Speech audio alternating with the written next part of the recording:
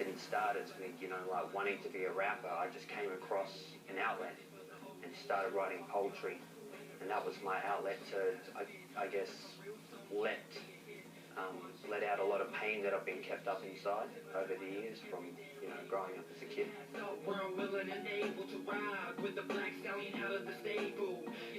Yeah, I could have went down many different roads. You know, I could have chose that negative road and get involved in drugs and alcohol and you know, there was a point in time when I was a kid, I got caught up in bad social cycles, but I broke away from that at an early age.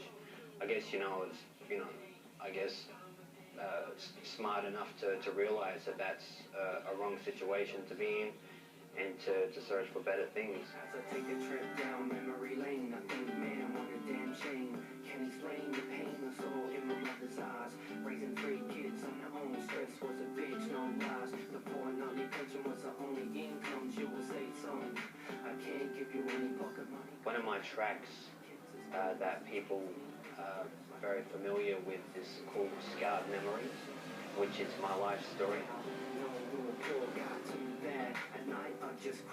I wrote this song after my brother passed away of heart disease, and it's me capturing the pain, I guess, in general of my life that I've lived, touching on my mother passing away, growing up poor, getting in bad social cycles and breaking away from that eventually for the better, and obviously my brother's passing from heart disease as well. And that song, I guess, over time performing it has really connected with people. I've had people after doing shows coming up crying, telling me how much they've identified with it, and they tell me their stories.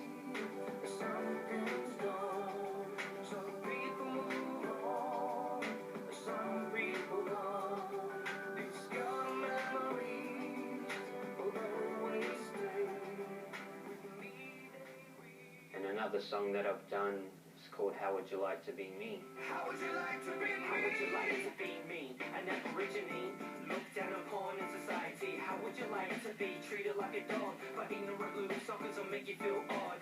And it's about racism and discrimination that I've experienced as an Aboriginal person throughout my life, you know, since I was a young kid.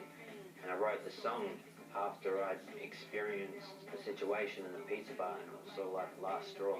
So I was, you know, really angry afterwards. And I was like, you know, is racism ever going to stop? So what I wanted to do was, you know, write a song about everything I've experienced and put it out there with a strong message and powerful words in a storytelling format to try and get people to think a bit different. Don't change a thing and don't.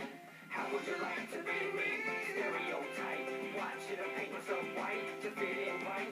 How would you like to be me? Discriminated, hated, and judged by society. Tell me, how would you like to be me? The reaction that I get from that song, you know, Indigenous people, they're instantly drawn to it and identify because it's so much alive still in society, and it's something that I think, you know, might never change, but that doesn't mean that we can't still talk about it, to try and, you know, get people to have a different mind state and to make them actually aware that this actually goes on, because there's a lot of people out there that don't know that these types of situations are still happening in society. What about in our own country? What about Aboriginal communities?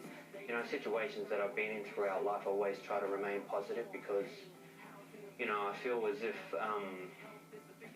you know, if you have a mind state, when you're going through adversity and you keep a negative mind state, it's not going to get you anywhere. Stereotype. Why should I paint myself white to fit in right? How would you like to be me?